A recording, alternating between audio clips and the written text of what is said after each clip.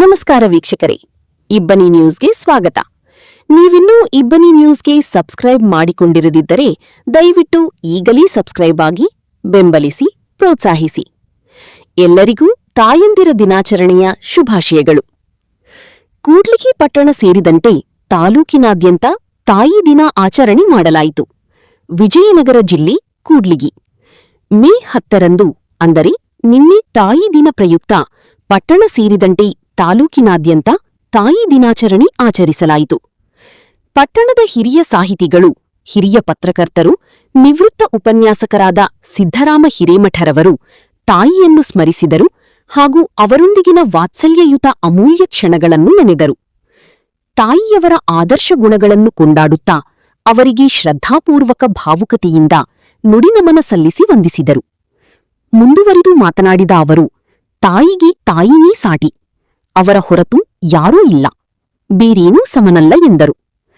ಪ್ರತ್ಯಕ್ಷ ಆರಾಧ್ಯ ದೇವರೆಂದರೆ ಹೆತ್ತ ತಾಯಿ ತಂದೆಯರು. ಅವರನ್ನು ಪ್ರತಿಯೊಬ್ಬರೂ ಗೌರವಿಸಬೇಕು, ಪ್ರೀತಿಸಬೇಕು. ಅವರನ್ನು ಗೌರವಿಸುವುದರೊಂದಿಗೆ ನಮ್ಮ ಮಕ್ಕಳಂತೆ ಪೋಷಿಸಬೇಕು. ಅವರ ಮನದಾಳದ ಆಸೆ, ಆಕಾಂಕ್ಷೆ, ಒತ್ತಾಸೆಗಳನ್ನು ಪ್ರೀತಿಪೂರ್ವಕವಾಗಿ ಈಡೇರಿಸಬೇಕಿದೆ ಎಂದರು. ತಂದೆ ತಾಯಿಯರನ್ನು ಪ್ರೀತಿಸದವರು ಮನುಷ್ಯರಾಗಿರಲು ಸಾಧ್ಯವೇ ಇಲ್ಲ. ತಂದೆ ತಾಯಿಯರನ್ನು ಸಂತೋಷ, ನೆಮ್ಮದಿಯಿಂದ ನೋಡಿಕೊಳ್ಳದವರು ಕೋಟಿ ತೀರ್ಥಗಳನ್ನು, ದೇಗುಲಗಳನ್ನು ಸಂದರ್ಶಿಸಿದರೇನು ಫಲ, ದಾನಧರ್ಮಾದಿ ಯಜ್ಞಯಾಗಾದಿಗಳನ್ನು ಮಾಡಿದರೇನು ಫಲ ಎಂದು ಪ್ರಶ್ನಿಸಿದ್ದಾರೆ. ಶಾಸಕರಾದ ಡಾ ಎನ್.ಟಿ. ಶ್ರೀನಿವಾಸರವರು ಹಾಗೂ ಅವರ ಸಹೋದರರಾದ ಎನ್.ಟಿ. ತಮ್ಮಣ್ಣನವರು ತಮ್ಮ ತಾಯಿಗೆ ಸಿಹಿ ತಿನಿಸಿ ಸಂಭ್ರಮಿಸಿದ್ದಾರೆ ಹಾಗೂ ತಾಯಿಯ ಪಾದಕ್ಕೆ ಸಾಷ್ಟಾಂಗ ನಮಸ್ಕಾರಗಳನ್ನು ಅರ್ಪಿಸಿದ್ದಾರೆ. ಕಾರ್ಮಿಕ ಮುಖಂಡರಾದ ಗುನ್ನಳ್ಳಿ ರಾಘವೇಂದ್ರರವರು ಮನೆಯಲ್ಲಿರುವ ತಮ್ಮ ಮಾತೆಯ ಭಾವಚಿತ್ರಕ್ಕೆ ಭಕ್ತಿಯಿಂದ ನಮಿಸಿ ಅವರಿಗೆ ನುಡಿನಮನ ಸಲ್ಲಿಸಿದ್ದರು. ಅಂತೆಯೇ ಪತ್ರಕರ್ತರು ಹಾಗೂ ವಂದೇ ಮಾತರಂ ಜಾಗೃತಿ ವೇದಿಕೆ ಮುಖಂಡರಾದ ವಿ.ಜಿ. ವೃಷಭೇಂದ್ರರವರು ತಮ್ಮ ತಾಯಿಯ ಪಾದಕ್ಕೆರಗಿ ಸಾಷ್ಟಾಂಗ ನಮಸ್ಕಾರಗಳನ್ನು ಮಾಡಿ ಅವರಿಗೆ ಉಡುಗೊರೆಯನ್ನಿಟ್ಟು ಸಿಹಿ ತಿನಿಸಿದ್ದರು. ಈ ಸಂದರ್ಭದಲ್ಲಿ ಸಹೋದರಿ ಅಕ್ಕ ಮಹಾದೇವಿ ಹಾಗೂ ಸಹೋದರಿಯ ಪುತ್ರ ಇದ್ದರು ಮತ್ತು ಅವರೂ ಕೂಡ ಸಿಹಿ ಹಂಚಿ ತಾಯಿ ದಿನಾಚರಣೆ ಆಚರಿಸಿದ್ದರು. ಅದೇ ರೀತಿ ಪಟ್ಟಣ ಸೇರಿದಂತೆ ತಾಲೂಕಿನ ವಿವಿಧೆಡೆಗಳಲ್ಲಿ ಗಣ್ಯರು, ವಿವಿಧ ಮುಖಂಡರು, ಹೋರಾಟಗಾರರು, ಅನೇಕ ಸಾರ್ವಜನಿಕರು ತಾಯಿಗೆ ಸಿಹಿ ಹಂಚಿ ಉಡುಗೊರೆ ನೀಡಿದ್ದಾರೆ. ಹಲವರು ತಾಯಿಯ ಪಾದಪೂಜೆ ಮಾಡಿ ತಾಯಿಗೆ ನಮಿಸಿದ್ದಾರೆ. ಬಹುತೇಕರು ದೇವರಲ್ಲಿ ವಿಶೇಷ ಅರ್ಚನೆ ಪೂಜೆಗಳನ್ನು ಮಾಡಿಸುವ ಮೂಲಕ ಪ್ರಾರ್ಥಿಸಿ ಶುಭ ಕೋರಿದ್ದಾರೆ. ಬಹು ಸಂಭ್ರಮದಿಂದ, ಸಡಗರದಿಂದ ತಾಯಿ ದಿನಾಚರಣೆ ಆಚರಿಸಿದ್ದರು. ವರದಿ ವಿ.ಜಿ. ವೃಷಭೇಂದ್ರ, ಕೂಡ್ಲಿಗಿ.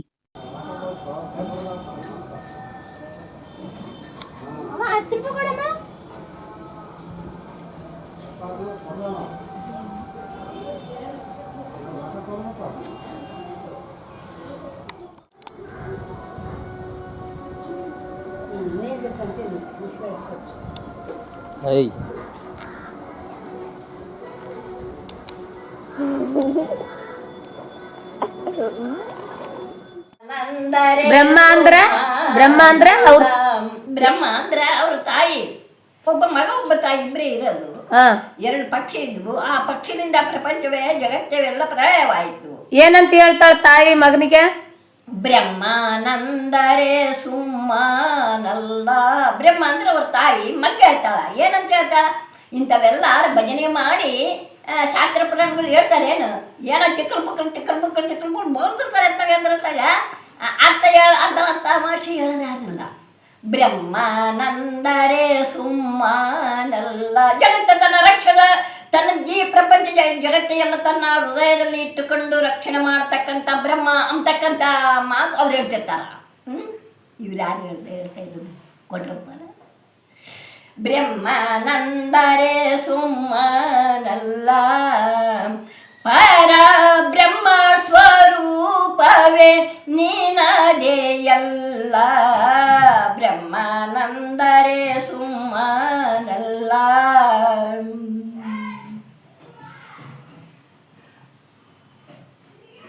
ಬಿಡಿ ಬಂದು ಕಡಿಗಣಿಸೆಲ್ಲ ಬಂದು. ಅರ್ಥ ಆಯ್ತಾ? ಬಿಡಿ ಬಂದು ಕಡಿಗಣಿಸೆಲ್ಲ. ಅರ್ಥ ಆಯ್ತಾ? ಬಿಡಿ ಬಂದು ಕಡಿಗ ಬಂತು. I love you. I love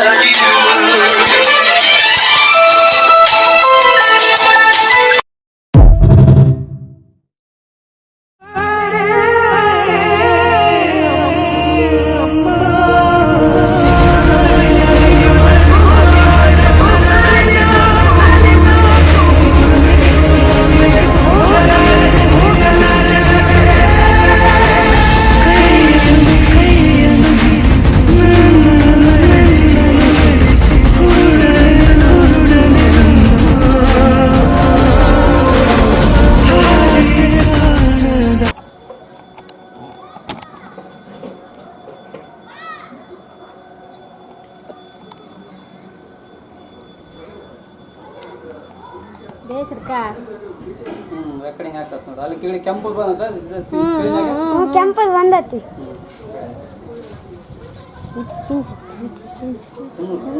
ಮುಟ್ಟಬಾರ್ದು ಸುಮ್ಮನೆ ಇವಾಗ ಗೊತ್ತು ರೆಕಾರ್ಡಿಂಗ್ ಹಾಕಚ್ಚಿಟ್ಬಿಡು ಇನ್ನದೇ ನಾಚಿಕೆ ಅಂತಲ್ಲ ಒಳ್ಳೆ ಏನು ಮಾಡೋದು ಮಾಡ್ತೇವೆ ಬಿಟ್ಟದ್ದಲ್ಲ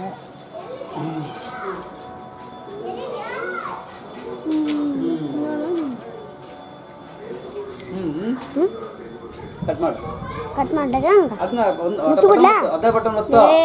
ಸರ್ ನಮಸ್ತೆ ಸರ್. ನಮಸ್ತೆ ಸರ್ ಇವತ್ತು ತಾಯಿಯರ ದಿನ ಸರ್. ಈ ಒಂದು ಅಮೂಲ್ಯವಾದ ಒಂದು ಅತ್ಯಮೂಲ್ಯವಾದ ಕ್ಷಣದ ಒಂದು ಸಂದರ್ಭದಲ್ಲಿ ತಾಯಿಯರ ಬಗ್ಗೆ ನೀವೇನು ಹೇಳ್ತೀರಿ? ಅದು ತಾಯಿ ಅಂದರೆ ತಾಯಿಯನ್ನು ಹೋಲಿಸ್ಲಿಕ್ಕೆ ಆಗೋದಿಲ್ಲ. ಯಾಕಂದರೆ ಜಗತ್ತಿನಲ್ಲಿ ಬೇರೆ ಯಾವುದಕ್ಕಾದರೂ ಯಾವುದನ್ನಾದರೂ ಹೋಲಿಸ್ಬೋದು, ಆದರೆ ತಾಯಿಯನ್ನು ಹೋಲಿಸುವಂಥದ್ದು ಜಗತ್ತಿನಲ್ಲಿ ಯಾವುದೂ ಇಲ್ಲ. ಅಂಥ ಒಂದು ಶಕ್ತಿಶಾಲಿಯಾಗಿರ್ತಕ್ಕಂಥ ಜನ್ಮ ನೀಡಿದಂಥ ಒಂದು ಪ್ರಕೃತಿಯಲ್ಲಿಯೇ ತಾಯಿಗೆ ಒಂದು ವಿಶಿಷ್ಟವಾದಂಥ ಸ್ಥಾನ ಇದೆ. ಅಂಥ ಒಂದು ತಾಯಂದಿರ ದಿನಾಚರಣೆಯನ್ನು ಆಚರಣೆ ಮಾಡ್ತಾ ಇರ್ತಕ್ಕಂಥದ್ದು ಇದು. ಆ ತಾಯಿಯನ್ನು ನಾವು ಸ್ಮರಿಸುವಂಥ ನೆನಪಿಸ್ಕೊಳ್ತಕ್ಕಂಥ ಒಂದು ಸಂದರ್ಭ. ನಾವು ವರ್ಷದ ಎಲ್ಲ ದಿನಗಳಲ್ಲಿ ಎಲ್ಲ ಕ್ಷಣಗಳಲ್ಲೂ ನಾವು ತಾಯಿಯನ್ನು ನೆನೆಸ್ಕೊಳ್ತೀವಿ, ಆದರೆ ಒಂದು ವಿಶೇಷವಾದ ದಿನ ಸ್ಮರಣೆ ಮಾಡಿಕೊಳ್ಳಿಕ್ಕೆ ಅನ್ನುವಂಥ ಉದ್ದೇಶದಿಂದ ವಿಶ್ವ ತಾಯಂದಿರ ದಿನವನ್ನು ಆಚರಿಸಲಾಗ್ತಾ ಇದೆ. ಈ ಸಂದರ್ಭದಲ್ಲಿ ನನ್ನ ತಾಯಿ ಶಾಂತಾದೇವಿ ಹಿರೇಮಠ ಕೊಪ್ಪಳದಲ್ಲಿ ವಾಸವಾಗಿದ್ದರು ಮತ್ತು ಇಲ್ಲೇನೂ ಇದ್ದರು. ಅವರು ವೃತ್ತಿಯಿಂದ ಶಿಕ್ಷಕಿಯಾಗಿದ್ದರು. ಇದ್ದಾಗಲೂ ಸಾವಿರಾರು ಜನ ವಿದ್ಯಾರ್ಥಿಗಳಿಗೆ ಶಿಕ್ಷಕಿಯಾಗಿ ವಿದ್ಯೆಯನ್ನು ಧಾರೆ ಎರೆದಂಥ ನನ್ನ ತಾಯಿ, ಅವರಿಗಿದ್ದಂಥ ಒಂದು ಕಾನ್ಸೆಪ್ಟ್ ಏನಂದರೆ, ನಾನು ನಿಧನ ಹೊಂದಿದ ಮೇಲೇನೂ ಸಹಿತ ವಿದ್ಯಾರ್ಥಿಗಳಿಗೆ ಶಿಕ್ಷಕಿಯಾಗಿರಬೇಕು ಅನ್ನೋ ಉದ್ದೇಶದಿಂದ ತಮ್ಮ ದೇಹವನ್ನು ಬದುಕಿದ್ದಾಗಲೇ ಮೆಡಿಕಲ್ ಕಾಲೇಜಿಗೆ ದಾನವನ್ನಾಗಿ ಮಾಡಿದರು. ಅದೇ ರೀತಿಯಲ್ಲಿ ಅವರ ಒಂದು ಉದ್ದೇಶವನ್ನು ಈಡೇರಿಸಬೇಕು ಅಂತೇಳಿ ನಾವು ಸಹಿತ ಅವರ ನಿಧನಾನಂತರ, ನಮ್ಮ ತಾಯಿ ನಿಧನಾನಂತರ ಅವರ ಪಾರ್ಥಿವ ಶರೀರವನ್ನು ಮೆಡಿಕಲ್ ಕಾಲೇಜಿನ ವಿದ್ಯಾರ್ಥಿಗಳು ಅವರ ಅಭ್ಯಾಸಕ್ಕೆ ಅನುಕೂಲವಾಗಲಿ ಅಂತ ಹೇಳೋದನ್ನು ದೇಹದಾನವನ್ನು ಅವರ ಇಚ್ಛೆಯಂತೆ ಮಾಡಿದ್ವಿ. ಹಾಗಾಗಿ ನನ್ನ ತಾಯಿ ಬಹಳ ವಿಶಿಷ್ಟಳು. ಯಾಕೆ ಅಂತಂದರೆ, ಬದುಕಿದ್ದಾಗಲೂ ಸಾವಿರಾರು ವಿದ್ಯಾರ್ಥಿಗಳಿಗೆ ವಿದ್ಯೆಯನ್ನು ಧಾರೆ ಎರೆದಂಥ ನನ್ನ ತಾಯಿ ನಿಧನಾನಂತರವೂ ಸಹಿತ ಆ ಮೆಡಿಕಲ್ ಕಾಲೇಜಿನ ವಿದ್ಯಾರ್ಥಿಗಳಿಗೆ ಶಿಕ್ಷಕಿಯಾಗಿ, ನಿಧನಾನಂತರವೂ ಸಹಿತ ಶಿಕ್ಷಕಿಯಾಗಿ ಅವರು ಆ ಒಂದು ಸಾರ್ಥಕ ಜೀವನ ಅನ್ನುವಂಥದ್ದು. ಹಾಗಾಗಿ ನನ್ನ ತಾಯಿ ಬಹಳ ವಿಶಿಷ್ಟವಾದಂಥ ತಾಯಿ ಮತ್ತು ನನಗೆ ಚಿಕ್ಕಂದಿನಿಂದಲೂ ಅತ್ಯಂತ ಪ್ರೀತಿಯಿಂದ ಮಮತೆಯಿಂದ ಬೆಳೆಸಿ ನಾನಿವತ್ತು ಏನಾದರೂ ಒಂದು ಹಂತಕ್ಕೆ ಬಂದಿದ್ದೀನಿ ಅಂತಂದರೆ ಅದು ಆ ತಾಯಿಯ ಕೃಪೆಯಿಂದ. ಹಾಗಾಗಿ ತಾಯಿ ಯಾವತ್ತೂ ನಾವು ಎಲ್ಲಿನೂ ಏನೂ ಹೋಲಿಸ್ಲಿಕ್ಕಾಗೋದಿಲ್ಲ. ಅದು ಒಂದು ದೊಡ್ಡ ಚೇತನ. ಯಾಕಂದರೆ ನಮ್ಮನ್ನು ಭೂಮಿಗೆ ತಂದಿರ್ತಕ್ಕಂಥ ಆ ಚೇತನ, ಅದನ್ನು ನಾವು ಸ್ಮರಿಸಲೇಬೇಕು. ಈಗ ಇತ್ತೀಚಿನ ದಿನಗಳಲ್ಲಿ ತಾಯಿಯನ್ನು ಸರಿಯಾಗಿ ನೋಡಿಕೊಳ್ಳಲಾಗಿದೆ. ಯಾಕಂದರೆ ನೋಡ್ರಿ, ಒಬ್ಬ ತಾಯಿ 10 ಜನರನ್ನ ಸಾಕಿ ಸಲಹಬಹುದು, ಆದರೆ 10 ಜನ ಮಕ್ಕಳು ತಾಯಿಯನ್ನು ಸಲಹುವಂಥದ್ದು, ಒಬ್ಬ ತಾಯಿಯನ್ನು ಸಲಹುವಂಥದ್ದು ಕಷ್ಟಕರವಾಗಿದೆಯೇನೋ ಅನ್ನೋ ರೀತಿಯಲ್ಲಿ ಇವತ್ತಿನ ಜನ ತಿಳ್ಕೊಂಡಿದ್ದಾರೆ. ಅದು ಆ ರೀತಿಯಲ್ಲ. ಆ ತಾಯಿ ಹೇಗೆ ತನ್ನ ಹೊಟ್ಟೆ ಬಟ್ಟೆ ಕಟ್ಟಿ ನನ್ನ ಮಕ್ಕಳು ಚೆನ್ನಾಗಿರಬೇಕು ಅಂತೇಳಿ ಒಂದು ತನ್ನ ಎಲ್ಲ ಪ್ರೀತಿಯನ್ನು ಮಮತೆಯನ್ನು ಧಾರೆ ಎರಿತಾಳೆ, ಅದೇ ರೀತಿಯಲ್ಲಿ ಆ ಮಕ್ಕಳು ಸಹಿತ ವಯಸ್ಸಾದ ಮೇಲೆ ತಾಯಿಯನ್ನು ನೋಡ್ಕೊಳ್ತಕ್ಕಂಥದ್ದು ಕರ್ತವ್ಯ. ಯಾಕಂದರೆ ತಾಯಿ ಸಿಗೋದಿಲ್ಲ, ಮತ್ತೆ ಬೇಕಂದ್ರೂ ಸಿಗೋದಿಲ್ಲ. ಜಗತ್ತಿನಲ್ಲಿ ನಮಗೆಲ್ಲ ಸಿಗುತ್ತೆ, ಆದರೆ ತಾಯಿ ಸಿಗೋದಿಲ್ಲ. ನಾವು ಬದುಕಿದ್ದಾಗ ಅಪ್ಪ ಅಮ್ಮ ಈ 2 ಶಬ್ದಗಳಿಗೆ ಅರ್ಥ ಇರ್ತದೆ. ತಂದೆ ತಾಯಿ ಇದ್ದಾಗ ಅವರ ನಿಧನಾನಂತರ ಅಪ್ಪ ಅಮ್ಮ ಶಬ್ದನೇ ಹೋಗ್ಬಿಡ್ತದೆ. ಯಾರಿಗೂ ನಾವು ಆ ಪದಗಳನ್ನು ಬಳಸಲಿಕ್ಕೆ ಆಗೋದಿಲ್ಲ. ಏನೋ ಗೌರವಿತವಾಗಿ ನಾವು ಹೇಳ್ಬೋದು ಅಮ್ಮ ಅಂತ, ಆದರೆ ಆ ತಾಯಿಯ ಸ್ಥಾನವನ್ನ ಯಾರೂ ತುಂಬಲಿಕ್ಕೆ ಸಾಧ್ಯ ಇಲ್ಲ. ಹಾಗಾಗಿ ಅಪ್ಪ ಅಮ್ಮ ಈ 2 ಶಬ್ದ ಮಾತ್ರ ಬಹಳ ಅಂದ್ರೆ ಬಹಳ ನಾವು ಯೋಚನೆ ಮಾಡಬೇಕಾಗಿರ್ತಕ್ಕಂಥದ್ದು. ಒಂದ್ಸಲ ಕಳ್ಕೊಂಡ್ರೆ ಸಿಗೋದಿಲ್ಲ.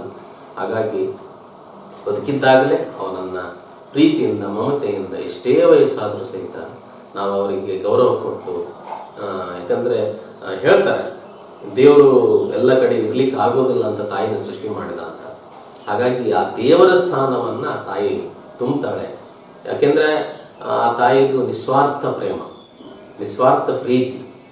ಎಲ್ಲರಲ್ಲೂ ಏನಪ್ಪ ಅಂತಂದರೆ ಸ್ವಾರ್ಥ ಇರ್ತದೆ, ಲಾಭಕ್ಕೋಸ್ಕರ ಸ್ವಾರ್ಥಕ್ಕೋಸ್ಕರ ಮಾಡ್ತಕ್ಕಂಥದ್ದು. ಆದರೆ ತಾಯಿ ಮಾತ್ರ ಎಂದೂ ಸಹಿತ ಸ್ವಾರ್ಥಕ್ಕಾಗಿ ಎಂದೂ ಮಕ್ಕಳನ್ನು ನೋಡ್ಕೊಳ್ಳಲ್ಲ. ಆಕೆದು ನಿಸ್ವಾರ್ಥ ಪ್ರೀತಿ, ಏನನ್ನೂ ಬಯಸೋದಿಲ್ಲ.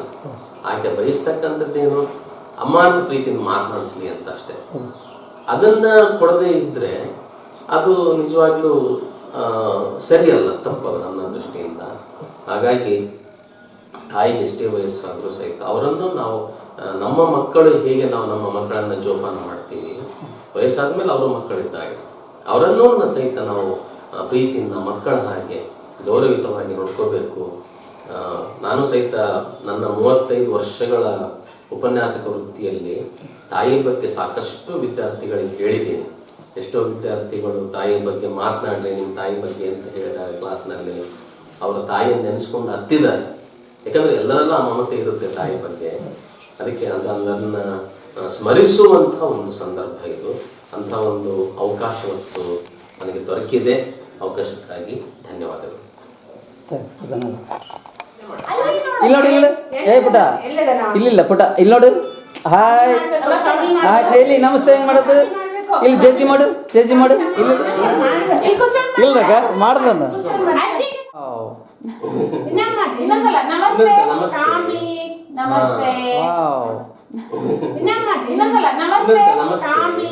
ನಮಸ್ತೆ.